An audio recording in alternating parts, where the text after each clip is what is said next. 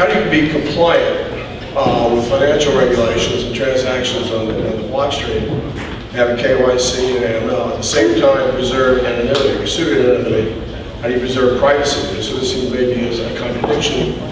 And the question was, what kinds of, what's happened in the technology, and where is it going that we may be able to have a solution, a scalable solution that can be introduced, that regulators can get behind, and the broader spectrum is, how might we do something on a global scale for the unbanked that actually have a universal bootstrapping kind of identity system that allows people to have financial inclusion and be able to make transactions and payments. And so what I'd like to do, there's a number of different approaches on how to think about that came out of our group. There wasn't a single consensus on this, but I'd say at least. But I do think there is a convergence of perspectives. And actually, there was a very nice presentation that was made today in terms of the first one from Barclays Group that actually I think represents a viable initial approach, and maybe we should plug that into the conversation as well.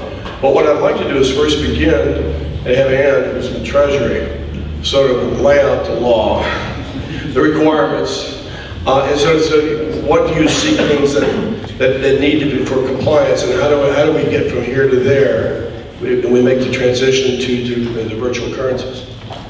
Thank you, John.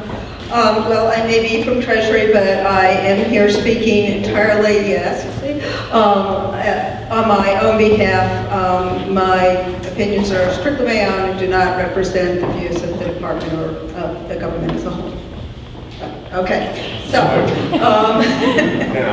now, okay, so when we're talking regulatory framework, I'm talking only about the anti-money laundering, counter-terrorist financing, counter-proliferation financing regime. And we can talk about it in terms of the United States and federal regulation under the Bank Secrecy Act and our targeted financial sanctions.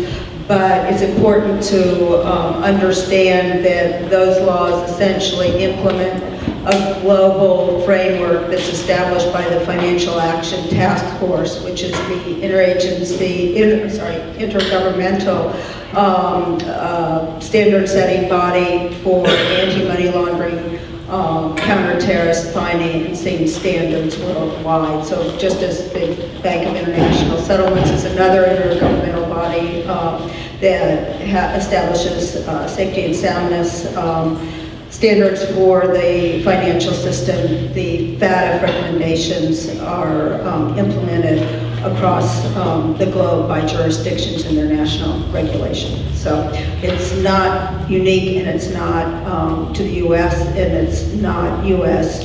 driven, it's international. So the primary international standards as implemented by our Bank Secrecy Act is that if you establish an account-based kind of customer relationship, you need to identify and verify, and you're, as a financial institution, i.e. you're doing certain defined activities for a third party, you're a business. So you need to be able to identify and verify the identity of the person who is becoming an account holder, establishing an ongoing business relationship. And you need to do record keeping of the identification, and you need to monitor the financial transactions to see if they are in any way suspicious or unusual, and if so, you need to file suspicious activity reports with FinCEN, which is the regulator of the Bank Secrecy Act, and also the U.S. Financial Intelligence Unit. Let's see what else. If you're just a transmitter, currently in the United States, the threshold is $3,000. So if you are transmitting funds or the value of funds for an occasional person who's not your customer, you don't have any customer identification or verification requirements until until you hit above 3,000. The Financial Action Task Force global standard is $1,000, and you can reasonably anticipate that sometime in the near future, the U.S. threshold will be reduced to comply with international standards. But I think basically what we're talking about is to function in the regulated financial sector in the United States. You need to be able to identify your customers, keep records on them, know enough about the transactions that if they appear to be involved in either crime or terrorist financing, that you can identify them and report them. We worked on something called wind number principles. We talked about the notion of self-sovereignty and sort of risk-based regulation compliance, and also doing something in a continuous and sort of open source and innovative way. And to what respect do you think that other financial regulators would be receptive to some of these ideas? Part of it is you don't necessarily have to share personal identifying information in order to, you can use pseudonyms that are authenticated, you don't have to have the PII on people in order to do enforcement. But that's a change. And the technology creates new opportunities for this change. How receptive do you think the regulators should be to these and new mechanisms and these new approaches? Okay, so I don't even sit in a regulatory shop. I sit in a policy shop at Main Treasury. And so when it's 2 steps removed from anything authoritative. But I can say that we are very, very interested in financial innovation and financial inclusion. And I think if you are interested in both of those at the same time that you're interested in protecting the financial system from abuse, you have to be interested in digital identity systems. And the reason that I am here, and I'm here on the department's dime, is that we are interested in digital identity systems and these developments. I think, obviously there's impact of technology and regulation, but there's also, if you come into a regulated financial sector that has existing regulations with very clear goals and very clear requirements, you need to be able to develop solutions to those, and looking at kind of the technological talent in this room, I would hope that it would come, that you guys would come up with viable solutions, not for me to come up with. Well, and one thing we were discussing fairly often yesterday and this morning was this possibility of, at least when financial institutions transfer the necessary records to other financial institutions, or when they report to the government, that we can minimize the amount of data that's transferred in order to protect user privacy. And the best way to minimize that data to the extreme is tokenization. It's, this is a certified token. It could be a JSON web token that says that this person is a legitimate customer. They've gone through KYC. If you need further records, you can seek them from us in an official capacity, with probable cause. And if we can show that the virtual currency industry is ready to adopt these new technologies and not only comply with the spirit of the law, but also protect user privacy in a way that the legacy banking system was never able to do so and never even tried, then I think that's a very convincing thing that we can take to people on Capitol Hill, and that's a very good sign to the future of the industry.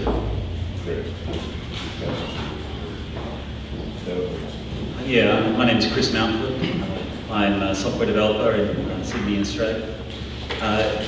I've worked on identity systems, centralized identity systems like single sign-on type systems for the last couple of years.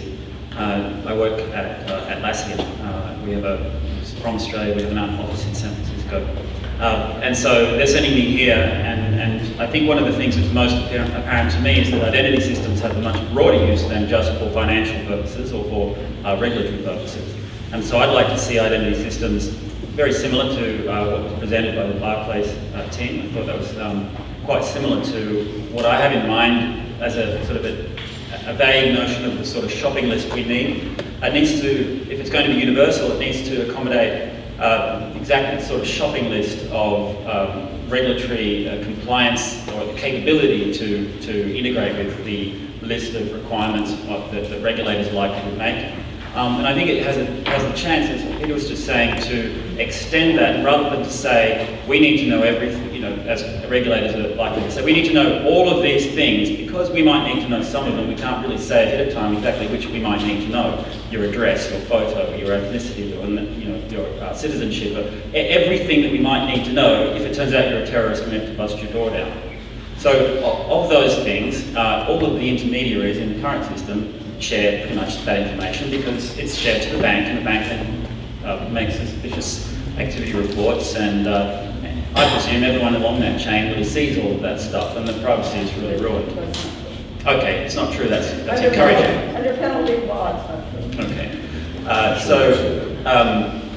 so that's good, but I think we can do even better than having a law to contain that, and actually use these cryptographic tools to severely minimize down to just what is necessary for each person to do their job, their stated job, to determine whether this is a suspicious transaction or to see if someone's licensed to drive or whether the motor vehicle is roadworthy or any of the other claims that these registered entities or fake entities or identities that we have are subject to. So I think I can stop there, but it certainly obviously has a lot of common ground with the Barclays starting point. Chris, you want to comment on that? You want to comment on that? Yeah. Just follow the thread of the conversation here. Why don't you stay up there? Yeah, I think I agree. I suppose a slight paradigm shift is, rather than a bank owning those assertions and being able to search to see other banks or federal authorities or UN enforcing things like UN sanctions list. I think the difference there would be that we sort of turned it around and made the user the owner of that information. So they then would grant access. They would assert in a way that maintain their confidentiality because they're asserting to an individual, and that individual can see the value, but everybody else can see that value has credibility because it's been vouched for by other people. So I think it's a bit of a paradigm shift. Not sure how that works in sort of regulatory frameworks, but there's definitely potential there.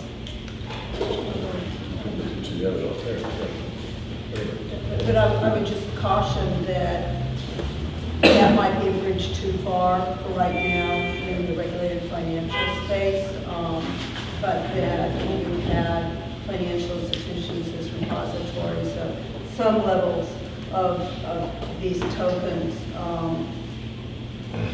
that met the requirements of national legislation, that would already be an advancement. Yeah, that makes sense. I mean, things like enforcing UN sanctions list, you need to make sure that those details are. Certainly the financial regulators, are not going to be relying on a self-attesting system that starts with I have 10 friends and they'll say this is who I am, as opposed to government issued photo ID that you can build some, which you may not need for many of these things, but you can build. Just as you can have tiered products and services in the financial sector, you can also have tiered identity products. And I think if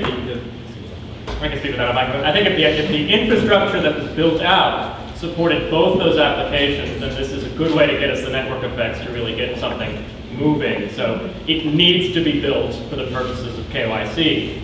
And it can also be used to assemble your digital reputation as your 50 friends certify that you're a cool guy, or as your trade association certifies that you're a level 3 woodworker, as Chris was saying the other day. I mean, like this is great and very encouraging, I think. Yeah, so we were also talking about how that technically can be baked into the technology at this point. or whether it's something else. And we were discussing different ways to look at identity and how identity is not maybe just one thing. And the fascinating thing, of course, technically, Bitcoin is all about identity, as it is, right? It's not even anything being encrypted, it's just signed. And that's really one aspect of identity, which is a controlling aspect of identity. You can only do something if you are in possession of the key. But what we're talking here about, the KYC aspect, is a different kind of identity we found that is one that is more about responsibility. Now, Bitcoin has as a design goal to have this first kind of identity be so strong that the second is kind of not needed. Also, we're running Strongly dispute that, but go on. yeah, just, well, it's in the white paper. So, it's a design goal. So, Well, tune that out. Still, what we have right now is, if we look at Bitcoin just technically to very shortly dive into that, Bitcoin is has a lot of trade-offs. We have stuff like scalability is an issue. We have 51% attacks, and that is all to facilitate this great invention of preventing double spending. Virtual currencies were around already in 2000, and people would have loved to solve that problem, but nothing actually took off. It was 10 years later that, based on tech that was already available in 2000, it was found how to use that to create something where double spending can be prevented. Now, to make that possible, we have stuff like everything is public as a side effect or as a result of how it has to be to prevent double spending. And to bolt on an additional aspect of identity that we need for KYC is not trivial. So the call for baking it in is a very, very strong challenge. And that's where we also come to a point where we say, okay, whatever can be used to fulfill the requirements that we're facing probably has to be something that is according to how identity is defined in this aspect, and it's something that is given by an authority, something that's probably going to come from the outside. Well, and I think what you're pointing to is that when we speak in the financial sector of identity for anti-money laundering, counter-terrorism financing controls, what we're talking about is something that ties a financial transaction to a real-world identity, and certainly the blockchain does not do that. It is somewhat questionable the degree to which, given mixers and anonymizers, that you can actually see the actual transfers of value, but entirely apart from that, when we're talking about building in, or not even building in, it doesn't have to be part of your protocol, but the financial institutions that are handling certain regulated activities involving the transfer of value on behalf of third parties, because there's no effort to regulate users. They're not financial institutions, they're not covered by the Financial Action Task Force recommendations, which requires countries to regulate financial institutions in certain types of activities. The BSA, Bank Secrecy Act, doesn't apply to certain financial institutions, whether they're banks or money service businesses. Doesn't apply to individual users.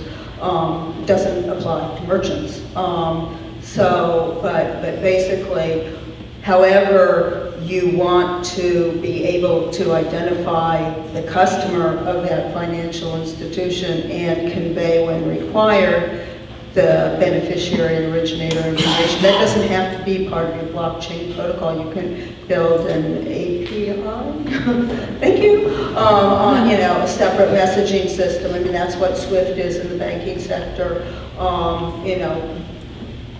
But again, you guys have the chops, and the goals are pretty clear, and the current law is pretty clear. And it's not necessary, I know that there's a thought that this is a square peg in a round hole, but I actually don't think that's true. I also represent the technological part of the discussion. My name is Pavel Kravchenko. I have a PhD in information security, and I come to this problem from the technological side. So we all agree on the position that existing regulation as it is, if it's applied to blockchain technology or like Bitcoin or Ripple themselves, it breaches anonymity because it requires the basically whitelisting of addresses. And there is a way to combine privacy and anonymity and identity using stealth addresses. It is a way to protect anonymity, to use one-time addresses. And from the other side, group signatures or ring signatures that are quite interesting approaches, interesting techniques in cryptography. They allow you to provide proofs that user belongs to some group. And this group may represent citizens of some country, employees of some company. So it's possible to combine them both and provide a public proof or private proof that user was identified for without actually any possibility to link users' transactions on the blockchain or sidechain or something else.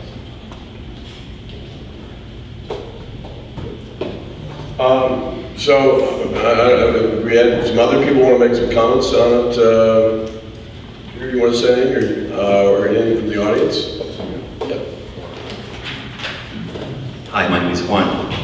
I think that we should at this point make a distinction between financial crime prevention, anti-money laundering, and the prevention of terrorism. Because the only way, I mean, as you know, and for the audience, for the benefit of the audience, the governments of the world, based on these global guidelines for financial crime prevention, deputize financial institutions.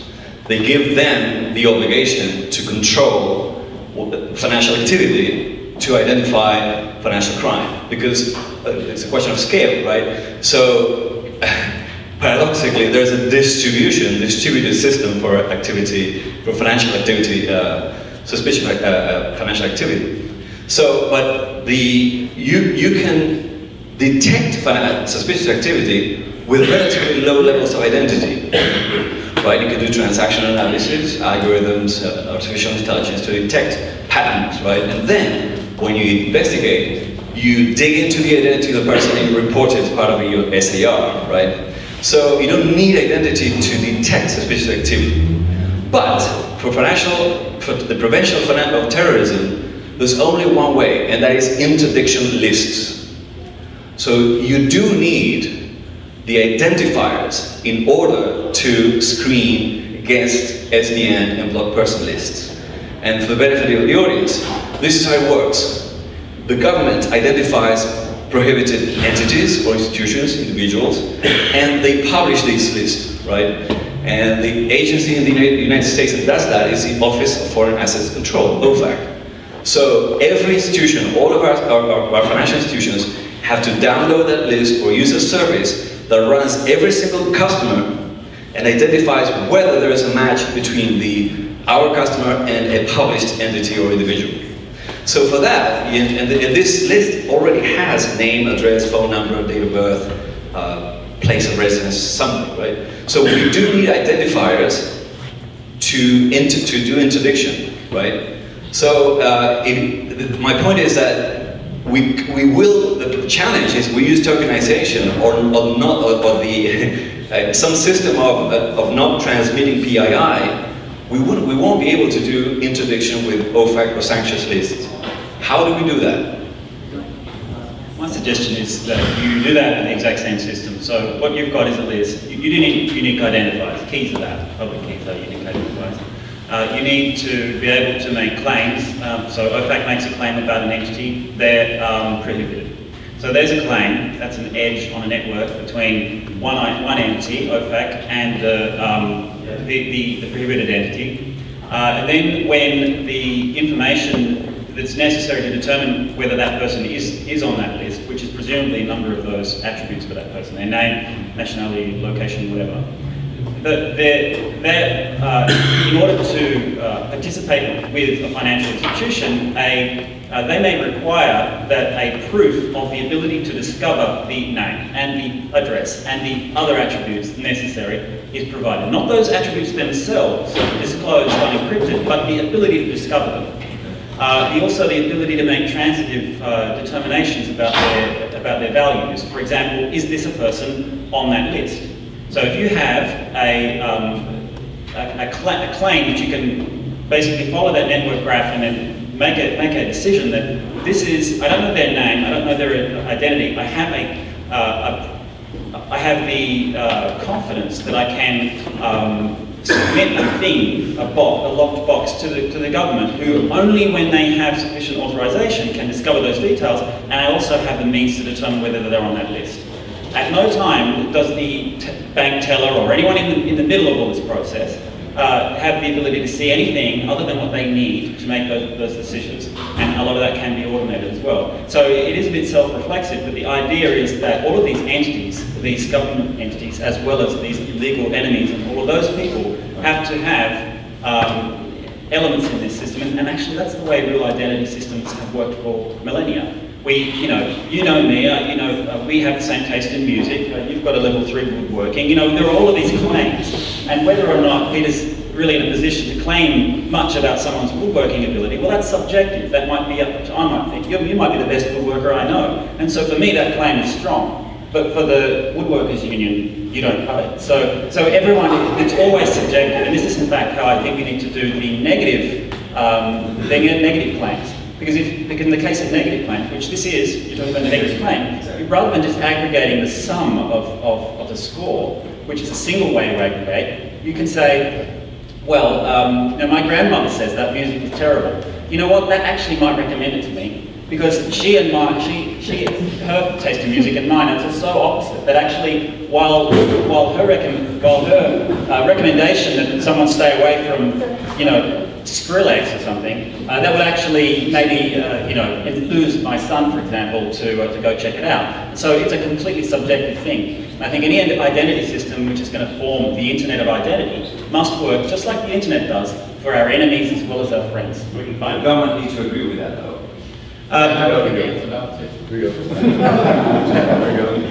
It's working very, very hard to get me fired before I can take over the iPad. This is on video. Yeah. It's been taped.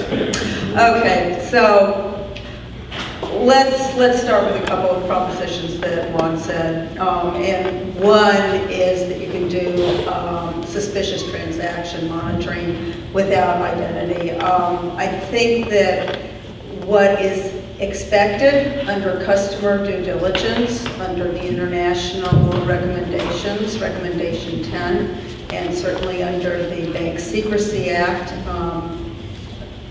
is that you know your customer, you know who they are, you know where they, are in terms of a physical entity, person, and you know enough about them if you're establishing an account relationship that you have a reasonable basis for establishing parameters for monitoring the account. So you can't just do account monitoring ass backwards without any information. It just doesn't work that way. So I think that the fundamental...